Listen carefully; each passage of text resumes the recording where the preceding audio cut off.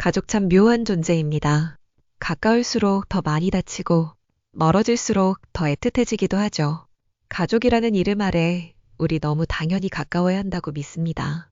하지만 어떤 거리는 마음을 지키기 위한 선택일지도 모릅니다. 특히 시댁과의 거리는요. 밥을 왜 그렇게 푸냐? 빨리빨리 퍼야 밥이 안 식지. 언니, 미역국을 그렇게 끓이면 언제 먹어요? 그냥 제가 할게요. 얘는 어디 갔니? 왜 안 보여? 시댁만 가면 저는 좌불안석이 됩니다. 한뼘 스토리. 저는 26살에 결혼을 했습니다. 그때는 정말 세상 무서운 줄 모르고 살았죠. 연애도 자유롭게 하고 직장도 다니면서 나름 독립적인 삶을 살고 있었거든요. 그런데 제가 만난 남자가 문제였습니다. 아니, 남자 자체가 문제가 아니라 그의 출신이 문제였어요. 경상도 남자였거든요. 그것도 3남 5녀, 총 8남매의 맞이였습니다. 저는 충청도 출신입니다. 여러분도 아시다시피 충청도 사람들은 좀 느긋하죠? 하세유, 하구먼유 이렇게 말끝을 느리면서 천천히 말하는 게 특징이에요. 급한 일이 있어도 아이고, 그러게 말이여유. 이런 식으로 반응합니다. 그런 제가 경상도 집안의 맏며느리가 되었습니다. 그것도 살림을 전혀 모르는 상태로 말이에요. 결혼 전에 남편이 저에게 한 말이 있어요. 우리 집은 좀 전통적이긴 한데 그래도 요즘 세상이니까 크게 문제 없을 거야. 이렇게 말했거든요. 그때 저는 전통적이라는 게 단순히 차례나 제사를 좀 지낸다는 정도로 생각했습니다. 아, 제가 정말 순진했구나 싶어요. 결혼하고 첫 번째 명절, 추석이었습니다. 시댁에 가는 길에 남편이 저에게 또 한 번 당부했어요. 그냥 시키는 대로만 하면 돼. 말 많이 하지 말고. 이때부터 뭔가 이상하다는 생각이 들었죠. 시댁 문을 열고 들어가는 순간 저는 정말 다른 세계에 온 기분이었습니다. 일단 집안 분위기가 완전히 달랐어요. 모든 사람들이 뭔가에 쫓기듯 움직이고 있었거든요. 시어머님이 저를 보시더니 첫 마디가 늦었네였습니다. 사실 도착하기로 한 시간보다 30분 빨리 도착했는데 말이에요. 그때부터 저는 이 집의 시간 개념이 일반적이지 않다는 걸 깨달았습니다. 바로 부엌으로 끌려갔죠. 시누이들이 5명이나 되는데 모두 저를 에워싸고 서 있더라고요. 마치 신입사원 오리엔테이션 같은 느낌이었어요. 아니, 더 정확히는 군대 신병훈련소 같았습니다. 첫 번째 미션은 밥푸기였습니다. 단순하지, 밥그릇에 밥 담으면 되는 거 너무 쉬운 거 아닌가라고요? 천만에요. 경상도 집안의 밥푸기에는 철칙이 있었습니다. 밥을 푸는데 시어머님이 제 뒤에서 지켜보고 계시더라고요. 저는 평소처럼 천천히 정성스럽게 밥을 퍼담았습니다. 그런데 갑자기 시어머님이 너 그 집에선 이리 가르치냐? 라고 하시면서 밥주걱을 확 뺏어가시더라고요. 그러더니 시범을 보여주시는데 정말 번개 같더라고요. 밥주걱질 속도가 제가 본 것 중에 최고였어요. 3초 만에 밥그릇 하나 완성하시더라고요. 그리고는 이렇게 하는 거다. 빨리빨리 해야 밥이 식지 않는다고 하시는 거예요. 그 순간 깨달았습니다. 여기서는 모든 게 속도전이구나. 두 번째 미션은 국 끓이기였습니다. 시누이가 저에게 언니, 국만 끓이면 돼요 라고 하더라고요. 저야 국 정도야 하며 쉽게 생각했죠. 그런데 문제는 불 조절이었습니다. 저희 친정에서는 약불로 천천히 끓이는 게 맛있다고 배웠거든요. 그래서 약불로 설정하고 천천히 끓이고 있었어요. 그때 시누이가 와서 보더니 언니 언제까지 저렇게 끓일 거예요? 사람들 다 굶어 죽겠어요 라고 하는 거예요. 그러더니 불을 확 올려버리더라고요. 제가 그러면 국이 텁텁해져요 라고 했더니 시누이가 언니는 참 여유로우시네요. 여기서는 빨리 끓여서 빨리 먹어야 해요. 다음 요리도 해야 하거든요 라고 하더라고요. 그때부터 저는 깨달았습니다. 여기서는 여유라는 단어가 거의 욕에 가깝구나. 세 번째 미션은 상차리기였습니다. 제가 나름 정성스럽게 반찬을 그릇에 담고 있었어요. 모양도 예쁘게 맞추고 색깔 조화도 생각하면서 말이에요. 그런데 시어머님이 오시더니 이런 식으로 하면 언제 다 차리나 라고 하시는 거예요. 그러더니 또 시범을 보여주시는데 정말 마술사 같더라고요. 반찬을 그릇에 담는 게 아니라 던지는 것 같았어요. 저는 그 모습을 보면서 속으로 생각했습니다. 이 집에서는 정성보다 속도가 중요하구나. 그 순간 저는 제가 정말 다른 행성에 온 기분이었습니다. 가장 기억에 남는 건 그날 저녁이었어요. 하루 종일 부엌일 하느라 지쳐서 겨우 방에 들어가 앉았는데 남편이 들어오더니 뭐라고 했는지 아세요? 너 오늘 너무 느려. 우리 집 사람들 다 기다렸잖아. 앞으로는 발이 안 보이게 뛰어다녀. 그 말을 듣는 순간 정말 피가 거꾸로 솟더라고요. 하루 종일 최선을 다해 일했는데 느리다고? 발이 안 보이게 뛰어다니라고? 그 순간 깨달았습니다. 아, 나는 지금 내 목소리도 낼 수 없는 곳에 와 있구나. 그때 이후로 저에게 명절은 공포 그 자체가 되었습니다.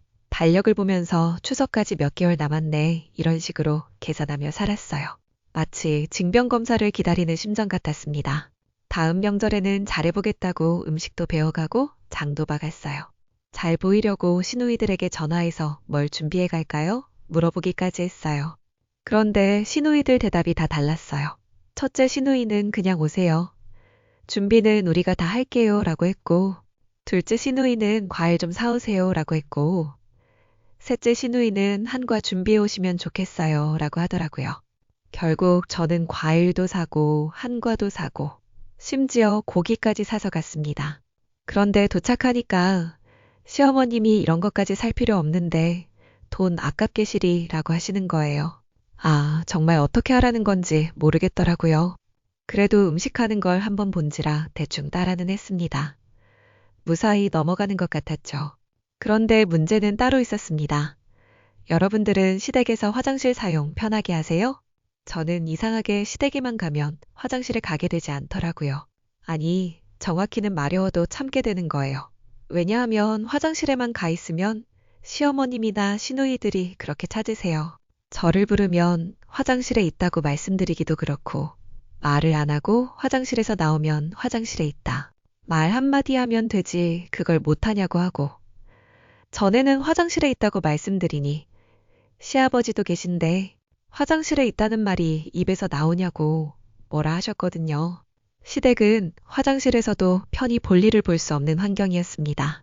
그래서 시댁에 있는 동안에는 거의 화장실을 안 갔어요. 그랬더니 변비가 걸리는 거예요.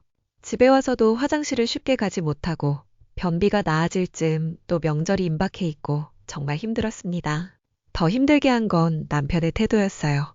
평소에는 나름 자상하고 이해심 많은 남편이었거든요. 그런데 시댁에만 가면 완전히 다른 사람이 되더라고요.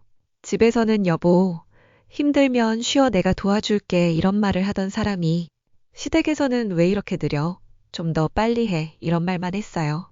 한 번은 정말 화가 나서 남편에게 따졌습니다. 당신은 왜 시댁에만 가면 변해요? 집에서의 당신과 완전 다른 사람 같아요. 그랬더니 남편이 뭐라고 했는지 아세요? 거기서는 내가 맏아들이야. 체면이 있어. 너도 좀 이해해줘. 체면? 체면이 아내보다 중요하다는 말인가요? 그러면서부터 저에게는 명절이, 시댁이 트라우마가 되었습니다. 왜 그런 말 있잖아요. 시금치에 시자도 듣기 싫다고. 저도 그렇게 되더라고요. 저에겐 명절이 가족이 모이는 즐거운 날이 아니라 견뎌내야 하는 시험 같은 날이 되어버렸습니다. 시간이 흘러서 저도 이제 시어머니가 되었습니다. 그것도 2명의 며느리를 둔 시어머니요. 첫째 며느리는 5년 전에, 둘째 며느리는 3년 전에 들어왔어요. 첫째 며느리가 처음 우리 집에 왔을 때의 일을 지금도 생생히 기억합니다. 그 아이가 부엌에서 밥을 푸는 모습을 보는데 갑자기 30년 전 제 모습이 떠오르더라고요. 그 아이도 저처럼 천천히 정성스럽게 밥을 푸고 있었거든요. 그런데 그 모습을 보는 순간 제 입에서 좀 빨리빨리 퍼라라는 말이 나올 뻔했어요. 그 순간 깜짝 놀라서 입을 다물었어요. 아, 나도 그때 그분과 똑같이 되려고 하는구나 싶더라고요. 또 한 번은 며느리가 설거지를 하는데 제가 보기에는 너무 물을 많이 쓰는 것 같았어요. 저렇게 하면 수도세가 하고 생각하다가 또 예전 생각이 났습니다. 우리 시어머님도 제가 설거지할 때 그런 표정으로 보셨구나. 그래서 아무 말 안 하고 있었는데 며느리가 제 표정을 힐끗힐끗 보더라고요. 그러더니 갑자기 물을 확 잠그면서 어머님, 제가 물을 너무 많이 써요? 아니야, 그런 거 아니야. 결국 며느리가 먼저 눈치채고 말하더라고요. 저는 정말 아무 말도 안 했는데 말이에요. 그때 깨달았어요. 시어머니의 시선이라는 게 이렇게 무서운 거구나. 말을 안 해도 표정만으로도 며느리는 다 알아채는 거구나. 지금도 가끔 생각해 봅니다. 만약 그때로 돌아간다면 좀 더 잘할 수 있을까? 아마 그때는 그게 최선이었을 거예요. 어리고 서투르고 자존심 강했던 그때의 제가 할 수 있는 최선 말이에요. 그리고 제 시어머님도 그분 나름의 최선을 다하셨을 거예요. 팔남매를 키우시면서 그 큰 집안을 꾸려나가시면서 얼마나 힘드셨을까요? 지금은 그 모든 게 이해가 됩니다. 하지만 이해한다고 해서 상처까지 치유되는 건 아니더라고요. 전 아직도 시댁에 가면 불편합니다. 이젠 며느리들까지 있어서 더 불편합니다. 아직도 시어머니는 아닌 건 아니다 말하시는 분이라서요. 나쁜 뜻은 아니라는 거 알지만 마음이 편치 않는 건 아는 거니까요. 그리고 가끔 옛날 시어머니한테 들었던 말들이 제 입에서 나갑니다. 밥 좀 식기 전에 빨리빨리 푸자구나. 우리는 사랑이라는 이름 아래 점점 다른 온도의 거리를 살게 됩니다. 그런데 같은 온도일 거라고 믿었던 관계에서 그것도 가장 내 편일 거라 믿었던 존재한테서 느껴진 거리감은 더 깊은 외로움을 주기 마련입니다. 여기 같이 있음이 함께함이 아니라는 걸 깨닫게 되는 순간이 있습니다. 집세 나가는 것도 아까운데 학교 다니는 애도 없으니 같이 살아보는 게 어떻겠니? 직장을 잃은 백수 아들이 안쓰러워 집에 들어와 살라고 제가 먼저 제안했습니다. 엄마 TV 소리 좀 줄여요. 어머님, 여기 참여했지 않았어요? 엄마 낮에 친구들이 많이 와요? 우리 미연이가 집에서 일을 해야 돼서요. 어머님, 이 냄비 몇 년 쓰셨어요? 지금은 후회하고 있습니다. 한뼘 스토리. 얘야, 집세 나가는 것도 아까운데 들어와라. 엄마 혼자 이 큰 집에서 뭐 하겠니? 처음 아들과 며느리를 집으로 부를 때 저는 기뻤습니다. 아들이 직장을 잃고 힘들어하는데 내가 도움이 될 수 있구나 싶었거든요. 또 한편으로는 설렜습니다. 오랜만에 집에 사람 냄새가 날 것 같아서요. 혼자 사는 게 익숙하다고 생각했는데 막상 누군가와 함께할 생각을 하니 외롭지 않을 것 같았습니다. 첫 주는 정말 좋았습니다. 아들이 마트 다녀오면서 엄마 이거 좋아하시죠? 하고 귤도 사오고 며느리도 어머님 식사하셨어요? 하고 인사도 잘했습니다.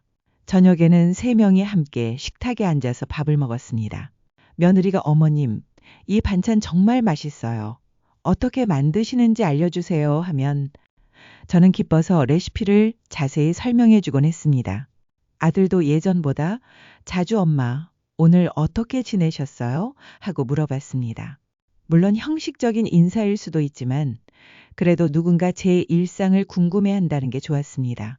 거실에서 TV를 보다가도 며느리가 옆에 앉아서 어머님 이 프로그램 재미있네요 하고 말을 걸어주면 저는 신나서 그 프로그램에 대해 이것저것 설명해 주곤 했습니다.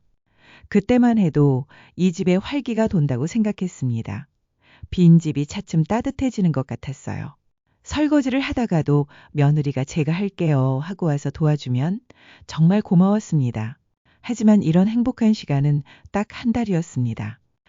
한 달이 지나니까 어색해졌습니다. 저녁에 거실에서 TV를 보고 앉아 있는데 대화가 사라졌습니다. 아들과 며느리는 핸드폰만 만지작거리고 있고 저는 TV만 멍하니 봅니다. 오늘 날씨가 참 좋았지 하고 말을 걸어봐도 네 그러네요 하고 끝입니다. 그럼 저는 어색해서 먼저 방에 들어가서 쉴란다 하고 일어나야 했습니다. 제가 방에 들어가면 그때서야 둘이 제잘제잘 말하고 제가 방에서 나오면 대화가 뚝 끊겼습니다. 무슨 얘기를 하다가 말아? 하고 물어보면 아 그냥 별거 아니에요 하고 얼버무립니다. 그럼 저는 어색해서 아 그렇구나 하고 다시 제 방으로 들어가야 했습니다. 텔레비전 보는 것도 그래요. 아들은 무슨 뉴스를 보고 또 보는지 같은 뉴스를 몇 번을 보는지 제가 좋아하는 드라마 하는 시간까지도 뉴스만 봅니다. 며느리는 채널을 돌리다가도 어머님 보시던 거였죠 하며 다시 돌려주는데 아니다. 보고 싶은 거 봐라 해도 굳이 다시 돌려놓습니다. 그냥 틀어놓은 거라 며느리 보고 싶은 거 봐도 되는데 말이죠. 어색한 동거, 그 말이 딱 맞았습니다. 제가 아들과 합친다고 했을 때 친구들이 다 말렸거든요. 식사 시간도 점점 따로 하게 됐습니다. 저 없이 밥을 먼저 먹기도 했고 제가 부엌에서 밥을 차리고 있으면 어머님, 저희는 이따가 먹을게요. 그래? 그럼 그때 차리지 뭐. 아니에요. 먼저 드세요. 저희 하는 일이 언제 끝날지 몰라서요. 그럼 저는 혼자 식탁에 앉아서 밥을 먹어야 했습니다. 처음엔 아들 내외가 저를 배려하는 거라고 생각했습니다. 편하게 혼자 먹으라는 뜻인가? 자기들 밥 차리지 않아도 된다는 걸까? 하는 생각도 들었지만 시간이 갈수록 왕따가 이런 건가? 기분이 묘했습니다. 어느 날은 아침에 일어나서 부엌에 나가보니 식탁에 노트북이 올려져 있더라고요. 그것도 제가 늘 밥 먹던 그 자리예요. 왜 집에서도 자기한테 익숙한 자리가 있잖아요. 20년 동안 앉았던 바로 그 자리예요. 밥을 먹으려면 치워야 하는데 잘못 건드리면 안 될 것 같았어요. 일하다 들어가서 자는 모양인데 컴퓨터를 잘 모르는 사람이 잘못 건드리면 안 될 것 같더라고요. 그리고 며느리가 불편해할 것 같기도 하고요. 그래서 밥을 차려 방에 들어가서 먹었습니다. 그 다음부터 줄곧 식탁 위에 노트북이 놓여 있었고 저는 방에 들어가서 밥을 먹어야 했습니다. 불편했지만 뭐라고 할 수는 없었습니다. 아들 대신 알바라도 하려는 며느리라 눈치를 안 볼 수 없더군요. 며칠 후에는 더 충격적인 일이 있었습니다. 며느리가 택배를 받았는데 큰 냄비랑 도마랑 그릇이 가득 들어 있었어요. 이건 뭐니? 아, 엄마 쓰는 건 오래돼서 따로 샀어요. 따로? 오래돼서 바꿔주겠다는 게 아니었습니다. 제가 쓰던 냄비와 도마는 오래돼서 비위생적이라고 새로 사서 따로 쓰겠다는 말이었습니다. 물론 새 걸로 쓰는 게 나쁜 건 아니지만 왜 따로 써야 할까요? 같이 쓰면 안 되니? 아, 네. 어머니도 쓰세요. 분명 선을 긋는 느낌이었습니다. 그 후로 며느리가 산 냄비에는 손이 안 가더라고요. 어느 날은 제가 세탁기를 돌리려고 했더니 어머님, 저희 빨래가 먼저 들어가 있어요. 그래서 기다렸는데 이게 무슨 소리일까요? 마침 잘 됐구나. 같이 돌릴게. 아, 네.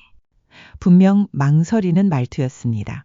그 후에 안 사실이지만 그동안 제 빨래랑 섞어서 빨지 않았더라고요. 제가 눈치를 못 채고 있었어요. 갑자기 서러움이 밀려왔습니다. 그렇게 점점 제 집에서 제 자리를 잃어가고 있었습니다. 한 번은 딸이 와서 김치며 밑반찬이며 과일을 좀 싸서 보냈어요. 그랬더니 며느리가 김치가 줄었네요. 반찬 해놓은 게 없어졌어요 하는 거예요. 내가 한 김치 내 맘대로도 못 주나 싶고 자기가 한 반찬 제가 한 반찬 구분 짓고 있었나 싶고 선영이가 와서 김치 좀 싸줬다 하는데 왜 그렇게 눈치가 보이던지 제 살림이 아니게 되었습니다. 이 집이 내 집이 맞나 싶더라고요. 그리고 한 번은 제 방에서 텔레비전을 보고 있는데 그것조차 눈치를 봐야 했어요. 엄마 무슨 TV 소리를 크게 틀어요. 뭐 보는지 다 알 정도예요. 거실도 아니고 제 방에서 텔레비전을 보겠다는데 그것조차 눈치를 주더라고요. 물론 너무 크게 틀었을 수도 있습니다. 나이가 들면서 볼륨이 낮으면 잘 안 들리더라고요. 그래서인지 목소리도 커지나 봐요. 어머니, 목소리 정말 크세요. 어렸을 때부터 목청이 크셨어요? 방에 앉아 있어도 다 들려요. 심지어 전화 통화를 할 때도 눈치를 봐야 했습니다. 친구와 전화로 이야기하고 있으면 며느리가 거실에 나와서 뭔가 하려고 하더라고요. 그럼 저는 잠깐 나 방에서 할게 하고 전화를 끊고 방으로 들어가야 했습니다. 이제는 저만이 아니라 동네 친구들도 며느리 눈치를 보더라고요. 저 혼자 살 때 우리 집에 자주 모여서 수다 떨던 친구들인데 과일 먹으며 이런저런 이야기를 나누고 있었어요. 며느리가 거실에 자꾸 왔다 갔다 하니까 친구들이 불편해 하더라고요. 며느라가 우리가 수다가 좀 길었지? 나중에 또 놀러 올게. 서둘러 집에 가더니 그 후 우리 집에 안 놀러 옵니다. 저 외로울 때 말동무해 주던 유일한 친구들인데 말이에요. 이거 원 눈치 보여서 어디 살겠어요. 며칠 후 충격적인 일이 발생했습니다. 자고 있는데 거실에서 소곤소곤 하는 소리가 들리는 거예요. 그냥 애들이 뭘 하나 보다 하고 다시 잠을 청했습니다.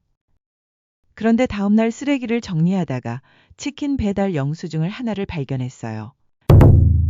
영수증에는 다들 자고 있으니 도착해서 벨 누르지 말고 전화를 달라는 메모가 적혀 있더라고요. 치킨 먹은 흔적은 영수증 외에 어디에도 없었습니다. 제가 먹으면 얼마나 먹는다고 단 한 조각도 남긴 게 없었습니다. 먹고 안 먹고가 중요한 게 아닙니다. 이 집에서 제가 얼마나 작은 존재가 되어가고 있는지, 불편한 존재가 되어가고 있는지를 깨닫게 되었습니다. 물론 저도 알고 있습니다. 아들도 스트레스가 많고 며느리도 시어머니와 함께 사는 게 쉽지 않다는 거 말입니다. 며느리 입장에서 보면 갑자기 남편이 일자리를 잃어서 시어머니와 함께 살아야 하는 상황이 편하지 않았을 거예요. 아들도 일자리를 잃고 아내와 함께 엄마 집에서 신세를 져야 하는 상황이 부담스러울 겁니다. 남자로서 가장으로서 자존심도 상했을 테고 경제적인 부담도 클 거예요. 하지만 저도 이 집에서 평생을 살아온 사람입니다. 30년 가까이 이 집을 위해 살아왔습니다. 대출금 갚느라 고생했고 혼자서 이 집을 지켜왔습니다. 그런데 이제는 제가 이 집에서 눈치를 보며 살아야 합니다. 오늘도 방에서 홀로 작은 TV를 보며 답답함과 서러움을 삼키고 있습니다. 이대로 같이 살아야 할까요? 얘네들 쫓아낼까요? 때로는 가족이니까 말하지 않아도 알 거라고 믿었던 마음이 서로를 더 멀게 만들기도 합니다. 가족이라는 이름이 때로는 가장 큰 기대가 되고 그 기대는 그대로 실망이 되는 것처럼요. 이거 사용할 수 있을까요? 초 몇 개 드릴까요? 60 아닙니다. 65개 드릴게요. 서비스로 꽃갈 모자도 드릴게요. 처음으로 선물함에 있는 쿠폰을 써봤습니다. 딸이 보내온 생일 쿠폰이요. 저 혼자인데 초에 꽃갈 모자라. 이거 참... 한뼘 스토리. 제 딸은 제 세상이었습니다. 어릴 때를 떠올려 보면 현관문이 열리자마자 아빠 하고 달려와서 양팔을 벌려 안기던 아이였습니다. 제가 회사에서 돌아오면 땀에 절은 셔츠도 마다하지 않고 제 무릎에 앉아서 저녁을 같이 먹곤 했죠. 아빠, 회사에서 뭐 했어요? 아빠, 내일은 일찍 들어와요. 그런 말들을 하면서 제 넥타이를 만지작거리고 제 볼에 뽀뽀를 해주던 그런 아이였습니다. 주말이면 놀이공원에 가자고 조르곤 했었죠. 처음에는 귀찮기도 했습니다. 주말에는 좀 쉬고 싶은데 그런 생각도 했었어요. 하지만 딸의 환한 웃음을 보면 그런 생각들은 금세 사라졌습니다. 회전 목마를 타면서 손을 흔들어주는 딸을 보면서 저는 이 아이를 평생 행복하게 해주고 싶다고 생각했습니다. 정말로 그랬습니다. 딸이 초등학교에 들어갔을 때 처음 학부모 상담을 갔던 기억이 납니다. 선생님이 말씀하시길 아버지를 정말 자랑스러워해요. 장문 숙제만 나와도 아버지 이야기를 써온답니다 라고 하시더군요. 그때 얼마나 뿌듯했는지 모릅니다. 집에 돌아와서 딸에게 물어봤습니다. 우리 딸, 아빠가 그렇게 자랑스러워? 네, 아빠는 세상에서 제일 멋진 아빠예요. 그런 말을 들으면서 저는 더 좋은 아빠가 되려고 노력했습니다. 회사 일이 아무리 힘들어도 집에 와서는 항상 웃는 얼굴로 딸을 맞아주려고 했습니다. 중학교, 고등학교에 올라가면서도 딸의 애교는 여전했습니다. 물론 사춘기라서 가끔 툴툴거리기도 했지만 그래도 기본적으로는 아빠를 좋아하는 딸이었습니다. 아빠, 오늘도 일찍 들어오세요. 그 말 한마디가 저에게는 그렇게 큰 힘이 되었습니다. 아무리 힘든 하루라도 딸이 기다리고 있다고 생각하면 힘이 났습니다. 고3 때는 수능 때문에 스트레스를 많이 받았죠. 그럴 때마다 저는 딸 옆에 앉아서 말없이 어깨를 주물러주곤 했습니다. 아빠, 고마워요. 그런 말을 들으면서 저는 내가 이 아이에게 정말 소중한 존재구나라는 걸 느꼈습니다. 대학에 들어간 후에도 방학 때마다 집에 오면 여전히 제 무릎에 기대서 TV를 보곤 했습니다. 20살이 넘었는데도 말이죠. 딸, 이제 다 큰 어른인데 이래도 되니? 저 아빠한테는 평생 애기 아니에요? 그런 말을 하면서 환하게 웃던 딸의 모습이 지금도 눈에 선합니다. 그때까지만 해도 저는 확신했습니다. 우리 딸은 달라. 우리 딸은 결혼해도 아빠를 잊지 않을 거야. 그런 확신이 있었습니다. 하지만 시간은 모든 것을 바꿔놓는다는 걸 그때는 몰랐습니다. 딸이 결혼을 하겠다고 했을 때의 일을 아직도 생생히 기억합니다. 아빠, 제가 결혼하고 싶은 사람이 있어요. 그 말을 들었을 때 저는 겉으로는 웃으며 축복해 줬습니다. 그래, 우리 딸 이제 다 컸구나. 좋은 사람 만났네. 엄마 없이도 잘 자라줘서 고맙다. 이런 말을 하면서요. 하지만 속마음은 솔직히 너무 복잡했습니다. 이제 내 딸이 다른 사람의 가족이 되는구나. 그런 생각이 머릿속을 맴돌았습니다. 예비 사위를 처음 만났을 때도 그랬습니다. 착하고 성실해 보이는 좋은 청년이었습니다. 딸을 잘 대해줄 것 같았고 실제로도 딸을 사랑하는 게 눈에 보였습니다. 그런데 왜 그렇게 마음이 편치 않았을까요? 아마도 이제 딸의 1순위가 나에서 저 사람으로 바뀌는구나 라는 생각 때문이었던 것 같습니다. 결혼식 날 저는 딸과 함께 버질로드를 걸었습니다. 딸의 손을 잡고 걸어가는데 그 짧은 거리가 왜 그렇게 길게 느껴지던지요. 신랑에게 딸의 손을 넘겨주는 순간 가슴이 먹먹했습니다. 이제 정말 끝이구나. 내 품에서 떠나는구나. 그런 생각이 들었습니다. 하지만 그래도 행복했습니다. 딸이 행복해하는 모습을 보니까 저도 마음이 뿌듯했거든요. 아빠, 자주 연락드릴게요. 아빠도 보고 싶을 때마다 연락하세요. 결혼식이 끝나고 딸이 신혼집으로 떠나면서 한 말입니다. 그 말을 믿었습니다. 정말로 믿었어요. 딸이 떠난 후 저는 딸방을 멍하니 바라봤습니다. 정리된 화장대, 반듯하게 개어놓은 이불, 깨끗하게 정리된 책장, 딸의 흔적들이 하나둘씩 사라진 그 방에서 저는 한참을 앉아 있었습니다. 처음 몇 달은 정말 자주 연락이 왔습니다. 아빠, 오늘 신랑이랑 맛있는 거 먹었어요. 아빠, 새 아파트 구경하러 올래요? 아빠, 보고 싶어요. 주말에 갈게요. 그런 연락들이 오면 정말 기뻤습니다. 역시 우리 딸은 달라. 결혼해도 아빠를 잊지 않네. 그런 생각이 들었어요. 하지만 시간이 흐르면서 조금씩 달라지기 시작했습니다. 처음에는 한 주에 두세 번씩 오던 전화가 한 주에 한 번으로 줄어들고 나중에는 2주에 한 번, 한 달에 한 번 이렇게 줄어들었습니다. 바쁘겠지. 신혼이니까 새로운 환경에 적응하느라 힘들겠지. 저는 그렇게 이해하려고 했습니다. 실제로도 이해했어요. 결혼하면 그럴 수 있다고 생각했거든요. 하지만 1년, 2년이 지나면서 연락은 더욱 줄어들었습니다. 그래서 제가 먼저 전화를 걸기 시작했습니다. 딸이 바쁘니까 제가 먼저 안부를 물어보자고 생각했어요. 하지만 전화를 걸 때마다 돌아오는 대답들은 비슷했습니다. 아빠, 지금은 애가 자요. 잠깐만요. 시어머니가 오셨어요.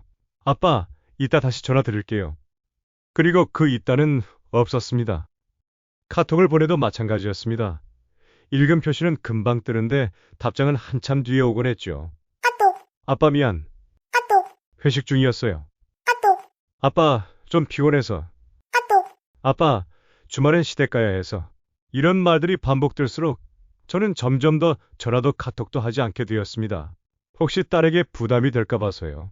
그러다 보니 자연스럽게 연락 빈도가 더욱 줄어들었습니다. 명절이나 생일, 특별한 기념일에만 연락하는 사이가 되어버렸어요. 손자가 태어난 후에는 조금 나아질 줄 알았습니다. 이제 할아버지가 되었으니까 딸이 다시 가까워지겠지. 그런 기대를 했어요. 처음에는 정말 그랬습니다. 손자 사진도 자주 보내주고 아빠, 할아버지 역할 좀 해주세요 라면서 자주 놀러 오기도 했죠. 하지만 그것도 잠시였습니다.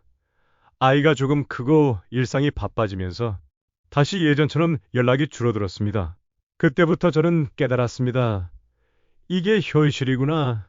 자녀가 결혼하면 이렇게 되는 거구나. 주변 친구들한테 이야기해보니 다들 비슷한 경험들을 하고 있더군요. 야, 그래도 너는 낫다. 우리 애는 명절에도 연락 안 온다. 결혼하면 다 그런 거야. 우리도 그랬잖아. 그런 말들을 들으면서 저는 그래, 이게 당연한 거야. 내가 너무 욕심을 부렸나? 이런 생각을 하게 되었습니다. 그리고 며칠 전 제 생일이었어요. 아침부터 딸에게서 카톡이 왔습니다. 아빠 생신 축하해요. 맛있게 드세요. 그리고 카카오톡 선물함에 작고 예쁜 케이크 하나가 들어와 있었어요. 처음에는 기뻤습니다. 아, 딸이 내 생일을 기억하고 있구나. 선물까지 보내줬네. 그런 생각이 들었거든요. 하지만 뭔가 아쉬웠습니다. 전화 한 통이면 될 텐데 왜 문자로만 축하해 주는 걸까? 목소리를 한 번만 들어도 될 텐데. 그래도 저는 기다렸습니다. 아마 저녁 때쯤 전화가 올 거야. 바빠서 아침에는 문자만 보낸 거겠지. 그런 생각을 하면서요. 하루 종일 핸드폰을 옆에 두고 기다렸습니다. 벨소리가 들릴 때마다 딸인가? 하고 확인했어요. 하지만 딸에게서 온 전화는 없었습니다.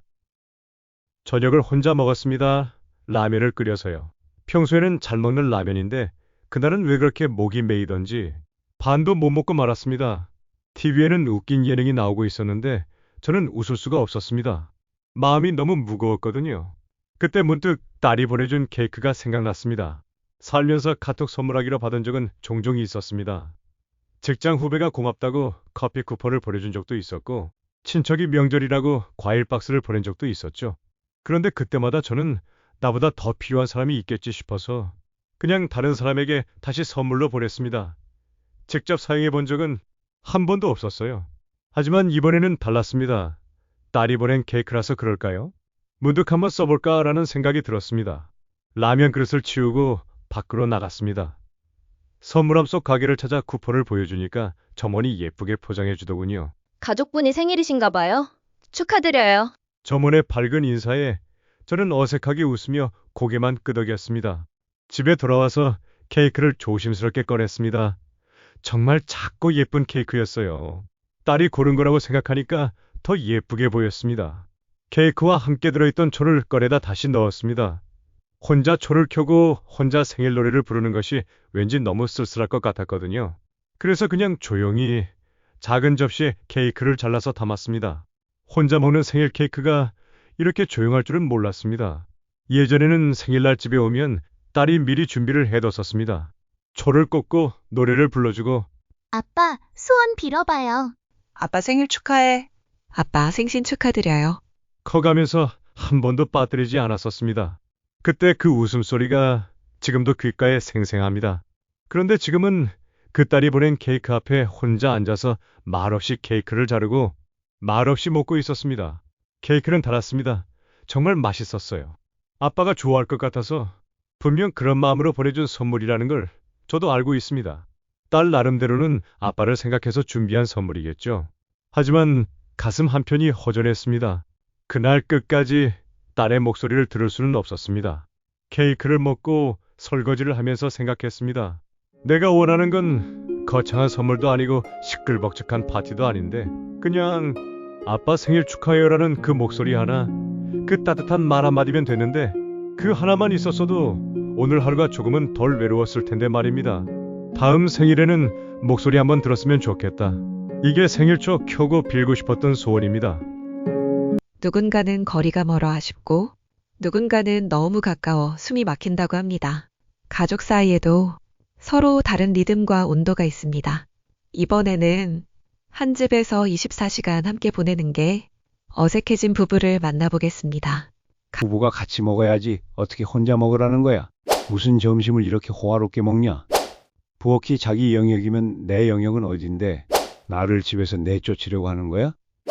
남편이 퇴직 첫날부터 괴물이 되었습니다. 한 뼘 스토리. 2024년 2월 1일 남편의 퇴직 첫날이었습니다. 61살인 남편이 35년간 다니던 회사를 퇴직했습니다. 7시 30분이면 출근했다가 거의 매일 저녁 9시에나 들어왔었습니다. 남편은 내일부터는 정말 자유다라고 하면서 기분 좋아했습니다. 저도 덩달아 기뻤고요.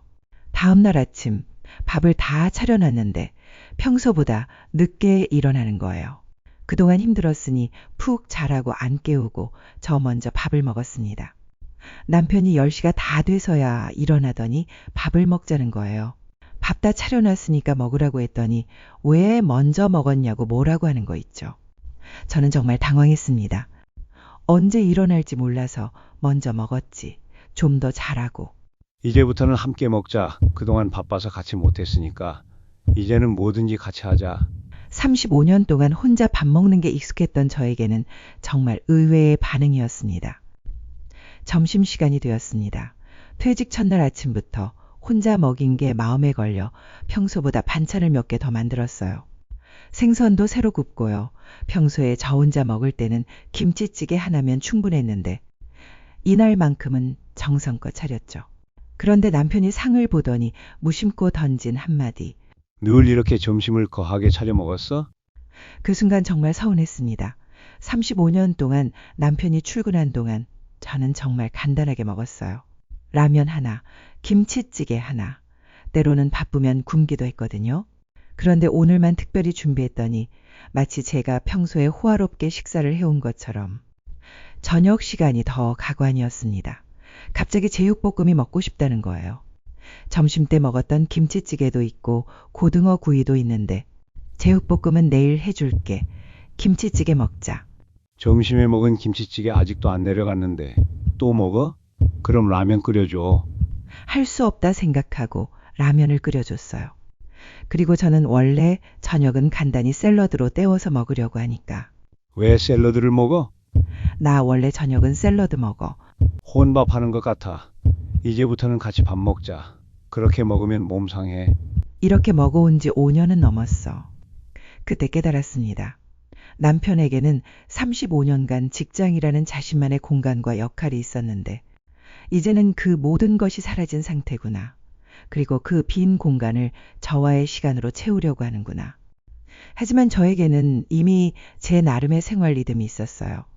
35년간 혼자만의 시간에 익숙해진 상태였거든요. 그걸 갑자기 바꾸기가 쉽지 않았습니다. 퇴직 첫날부터 그동안 제가 유지해온 생활 패턴이 완전히 무너졌습니다. 35년 동안 각자의 영역에서 살아온 우리가 갑자기 같은 공간에서 20회 시간을 함께 보낸다는 것. 정말 생각보다 어려운 일이었어요. 남편의 퇴직은 단순히 남편, 혼자만의 변화가 아니었습니다. 우리 부부 모두의 인생이 바뀌는 순간이었습니다. 퇴직 후 일주일이 지났습니다. 남편은 집에서 할 일이 없어 보였어요. 하루 종일 소파에 앉아서 TV를 보거나 스마트폰을 만지작거리는 모습을 보니 답답했습니다. 그래서 용기를 내어 조심스럽게 제안해봤어요. 여보, 집에만 있지 말고 밖에 나가보는 게 어떨까? 골프 연습을 하러 다니거나 동호회 활동이라도 해봐. 남편의 반응은 예상과 완전히 달랐습니다. 나를 집에서 내쫓으려고 하는 거야? 나가라고 등 떠밀고 있잖아. 저는 정말 그런 의도가 아니었어요. 새로운 취미라도 가지면 좋겠다는 생각이었는데 남편은 제 말을 완전히 다른 의미로 받아들인 거죠. 그런 게 아니라 건강도 생각해야지 라고 말하려는데 35년간 일했는데 이제 좀 쉬면 안 돼? 그 일로 남편이 예민하게 굴어서 저도 마음이 상했습니다. 좋은 뜻으로 한 말인데 왜 그렇게 받아들이는지 정말 이해가 안 됐거든요. 며칠 후에는 더 웃픈 일이 벌어졌어요. 제가 오랜만에 친구들과 모임이 있어서 외출을 하려고 했는데 왜 그렇게 바빠? 또 나 혼자 집에 남겨두고 가는 거야? 35년 동안 남편이 출근하면 저는 당연히 집에 혼자 있었잖아요. 그런데 이제는 제가 2시간만 나가도 문제가 되는 거예요. 빨리 들어올게라고 약속하고 나갔는데 나가 있는 동안 남편에게서 계속 전화가 왔어요. 언제 들어와? 뭐해? 재미있어? 언제까지 있을 거야? 정말 30분마다 전화가 왔어요. 친구들이 신혼부부야? 라고 놀릴 정도였습니다. 모임에 집중할 수가 없어서 결국 일찍 들어왔어요. 왜 자꾸 찾아? 그냥 심심해서. 정작 일찍 들어오라고 한 이유는 없었어요. 35년간 혼자 있는 시간에 익숙했던 저에게 갑자기 24시간 함께 있자고 하니 정말 답답했어요. 그리고 진짜 큰 사건이 터졌습니다. TV 채널 전쟁이요. 저는 35년간 혼자 TV를 봤기 때문에 제 나름의 시청 패턴이 있었어요. 아침에는 뉴스, 점심에는 드라마 재방송, 저녁에는 새 드라마, 이런 식으로요. 근데 남편은 무조건 스포츠 채널만 고집하는 거예요. 야구, 축구, 골프. 스포츠가 아니면 뉴스만 봐요. 어느 날 저녁, 평소처럼 8시 30분 드라마를 보려고 했는데 남편이 중요한 경기가 있어라고 하더라고요. 그래서 중요한 경기인가 보다라고 생각하고 양보했어요. 근데 알고 보니 재방송이었어요. 그것도 하루 전에 본 경기 재방송. 어제 본 거 아니야? 라고 했더니 다시 봐도 재밌어. 명경기야. 정말 어이가 없어서 저는 유튜브를 보기 시작했어요. 에어팟을 끼고 보는데 남편이 뭔가 말을 거는 거예요. 에어팟 때문에 못 들었더니 우린 이제 대화도 안 하는 부부가 됐네. 각자 딴짓만 하고. 그래서 저는 그럼 같이 볼 프로그램을 정하자고 했더니 골프 경기 봐봐. 얼마나 재밌는데. 결국 저는 태블릿을 들고 방으로 들어가서 드라마를 보기 시작했어요. 이게 각방 생활의 전조였습니다. 하지만 진짜 결정타는 따로 있었어요. 남편이 퇴직 후 시간을 때우려 하는 건지 집안 정리를 시작한 거예요. 처음에는 화장실 정리, 베란다 정리, 원래 정리를 잘하는 편이라서 도움이 되는구나라고 생각했어요. 근데 어느 날 마트에 갔다가 돌아와 보니 부엌이 완전히 바뀌어 있었어요. 35년간 제 동선에 맞게 배치해놨던 모든 것들, 그릇 위치, 조미료 위치, 냄비 위치까지 다 바뀌어 있었어요. 저는 눈 감고도 뭐가 어디 있는지 알 수 있을 정도로 익숙했는데 한순간에 모든 게 바뀐 거예요. 부엌을 왜 마음대로 바꿨어? 더 효율적으로 정리했어. 이게 훨씬 좋아. 부엌은 건드리지 마. 내 영역이야. 원래대로 바꿔놔. 부부인데 무슨 내 영역이야. 그럼 나도 내 영역을 줘. 그럼 거실 써. 그 순간 우리 부부 35년의 역사가 바뀌기 시작했습니다. 그날부터 남편은 정말로 안방에 발도 들여놓지 않았어요. 부엌에는 밥 먹을 때만 들어오고요. 35년간 함께 썼던 침실을 완전히 저에게 넘겨주고 거실에서 생활하기 시작한 거예요. 처음에는 정말 이상했어요. 35년 동안 함께 잤던 침실에 혼자 있으니 공간이 너무 넓게 느껴졌고 남편의 빈자리가 크게 느껴졌거든요. 첫날 밤 잠자리에 들면서 이게 맞나 싶었어요. 부부가 이렇게 따로 자는 게. 하지만 한편으로는 묘한 해방감도 들었어요. 며칠이 지나자 각방 생활의 장점들이 보이기 시작했어요. 우선 제가 원하는 드라마를 마음껏 볼 수 있었어요. 8시 드라마부터 11시 드라마까지 연달아 봐도 누가 뭐라고 하지 않았거든요. 그리고 남편의 코골이 소리를 듣지 않아도 됐어요. 이게 정말 큰 차이였어요. 35년간 남편 코골이 때문에 얼마나 잠을 설쳤는지 이제는 조용한 밤에 푹 잘 수 있게 됐어요. 새벽에 남편이 화장실 가는 소리에 깨지 않아도 되고 남편이 일찍 일어나는 소리에 깨지 않아도 되고 온전히 제 시간을 가질 수 있게 된 거예요. 남편도 마찬가지인 것 같았어요. 거실에서 자신이 원하는 스포츠 채널을 새벽까지 보기도 하고 원하는 시간에 자고 일어나고 제 눈치를 보지 않아도 되니까 편해 보였어요. 처음 몇 주만 어색하고 익숙해졌습니다. 아침, 점심, 저녁 밥 먹고 저는 방으로, 남편은 거실로 마치 룸메이트 같은 느낌이었어요. 친구들에게 이 이야기를 했더니 반응이 다양했어요. 아직 60대인데 벌써 각방이야 라고 하는 친구도 있었고 우리도 각방 써 나이 들면 다 그래 라고 하는 친구도 있었어요. 그런데 각방 생활 2개월쯤 지나면서 묘한 변화가 생겼어요. 오히려 서로에 대한 배려가 늘어난 거예요. 각자의 공간이 생기니까 서로 침범하지 않으려고 노력하게 되더라고요. 나이 들어서는 이것도 사랑의 한 형태일 수 있다는 생각이 듭니다. 그런데 여러분 이렇게 사는 게 맞을까요?